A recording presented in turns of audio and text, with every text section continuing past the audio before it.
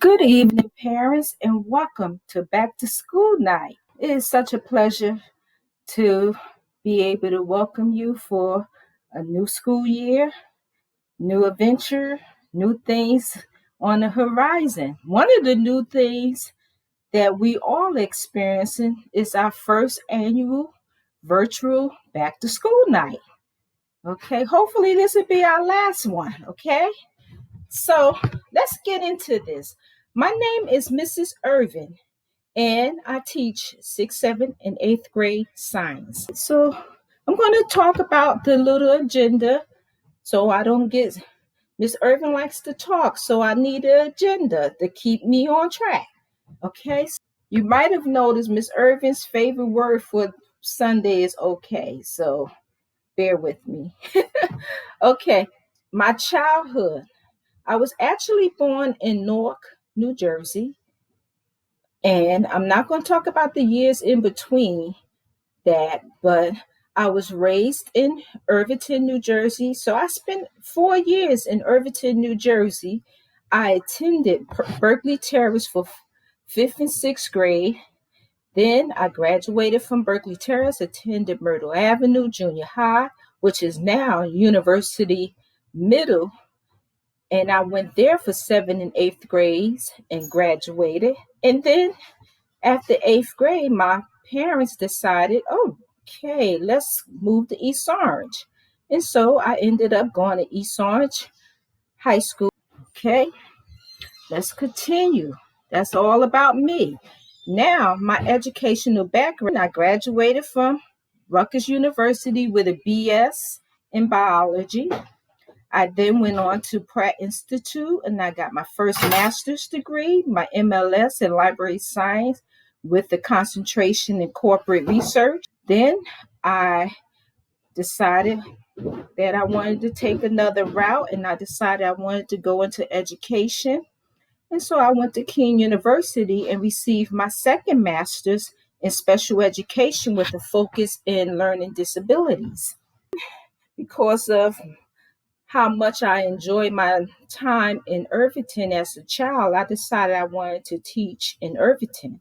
So I was hired on and they gave me my first assignment and I worked at Union Avenue Middle Schools and I was their sixth and seventh grade resource teacher.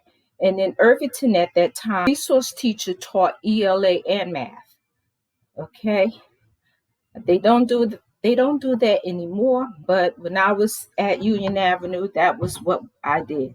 Then I stayed at Union Avenue, but then I was shifted over, so they transferred me to teach sixth, seventh, and eighth grade science. Then I was transferred out of Union Avenue to University Middle School, which was a good thing because I went to University Middle.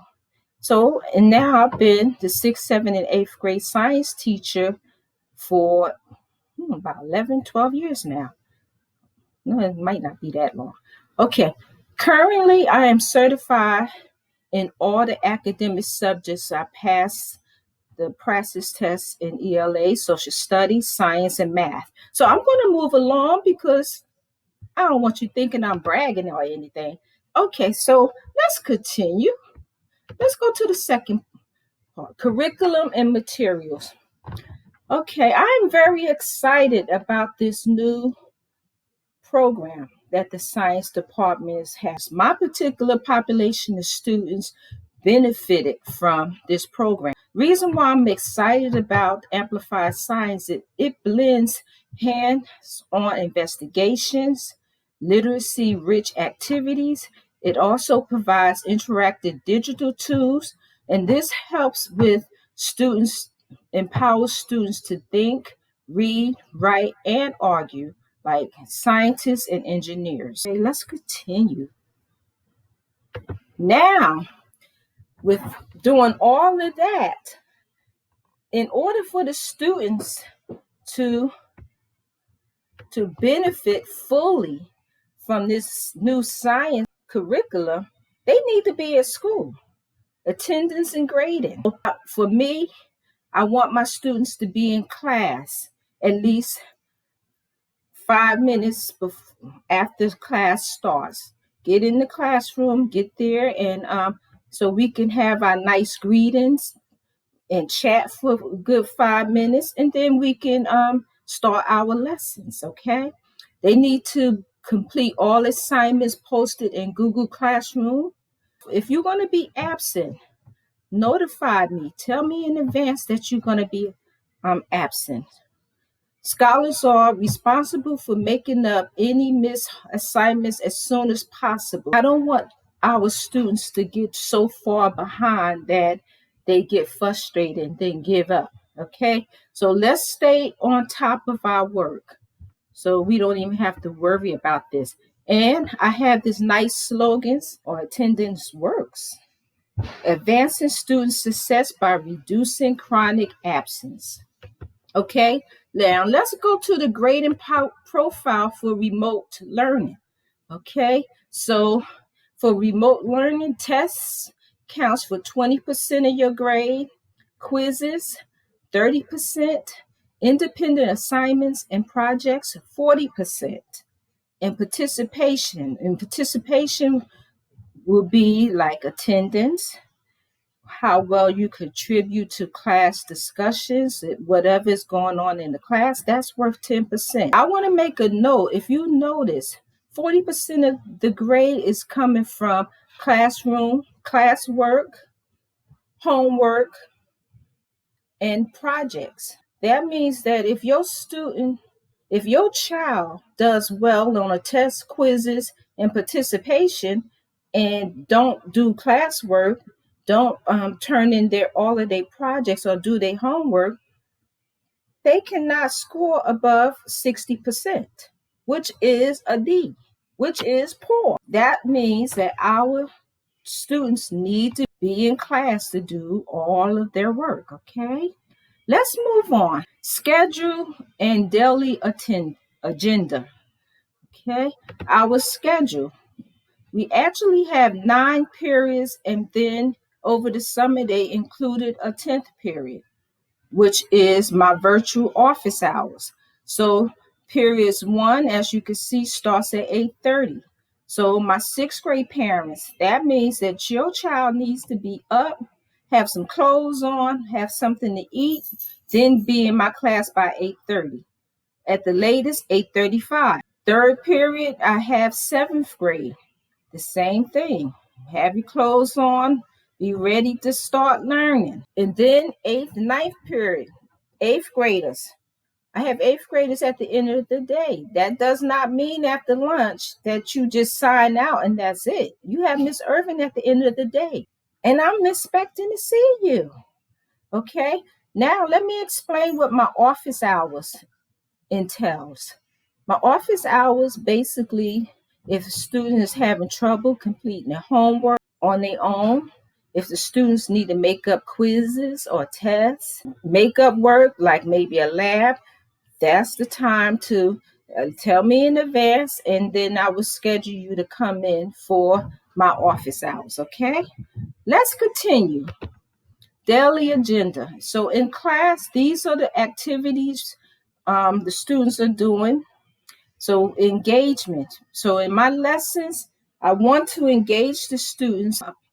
Explain and explore works in 2 ways. Okay, usually explain would be a mini lesson. But if they do an explore basically is I taught the lesson already and then they are expanding on it. Okay, so that probably involved doing a lab or some type of working with a digital tool. Okay, so they doing their own exploring. Elaborate basically is whatever we're learning before, like in the explain and explore, is the guided practice. Okay, evaluate could be between maybe a short quiz, formal assessment, okay, or it could be a fun activity like a lot of the students love doing cahoots. After we learn the lesson, then they do the cahoots or quiz it, okay? Then you have your exit ticket. Most likely I would give them 3 questions, and I pretty much just want to find out what did they learn within that hour that they've been in my class. Okay, now let's move to virtual learning expectations. Class meeting expectation dues. Be on time to class. If you on time to class, you're going to get a nice welcome and a greeting. We're going to have a nice chat. Let's talk about how you're doing. And that's it. And that would be 5 minutes. Okay. And then after 5 minutes, I want you to mute your microphone because we starting to work. Find a quiet place in your home so you can focus and learn. I want you to turn on your video camera. Okay, a lot of the students do not want to be seen. They want to have their avatars up. Okay, I already said I'm fine with 10, 15 minutes, but I want to see the students' faces the first 10, 15 minutes of class. If they feel comfortable with the avatar after that, then I don't have a problem as long as the students are there. Okay, listen and or participate. Okay, students will be listening, taking notes, being ready. But no, I ask questions. So you have to be prepared to answer those questions. And the last one, come prepared with a notebook and pencil and paper. I'm sorry, pencil and pens. Right, let's go to the don'ts. Let's see what my don'ts. Okay, be on time to class. So I'm waiting. So after 5 minutes, I'm waiting. I'm getting angry. Okay. So we need to work on this. You need to be here on time. You won't get a nice greeting. You're not going to have Miss Ervin asking you how your day was spent because you already 5 minutes late. Okay, we get right into the lesson. All right. Unmute your microphone. So some students like to unmute their microphone so they could talk to the neighbor. There's a time and a place. Let's get the lesson done first, and then you could talk to your neighbor. But at the same time, those conversations need to be constructive, something related to our lesson. Having distractions and noises nearby. Okay, a lot of students, if you have a lot of distractions and noises nearby, use the headphones. Okay, put the headphones in so you can focus. Okay, not listening and or participating. All right, and trying to check out of the classroom. So you cannot just get up and just wander off. You need to tell me where you are going. Just like if we were in school. If you need to go to the bathroom, put it in the chat. The class is small enough where you shouldn't be shy to say something or raise your hand. This usually we have about at the most 8 people in the class.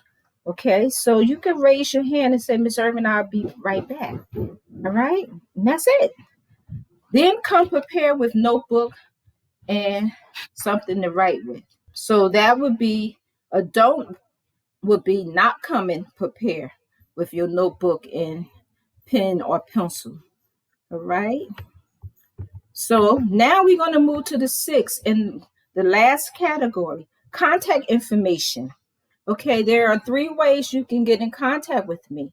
We have your meet, office hours. You can come, set it up, give me advance notice.